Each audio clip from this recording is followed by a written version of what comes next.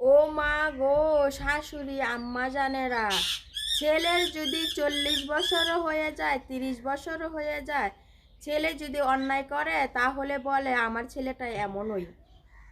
আর বউ যদি ওই 18 বছরে বিয়ে করে এনে কোনো অন্যায় করে, কোনো কাজ করতে না পারে, তাহলে বলে এত বড় হয়েছে, বাবা মা কোনো কিছু শিখায় নাই, আর এত বড় হয়েছে, এত বড় হয়েছে কোনো কিছু পারে না।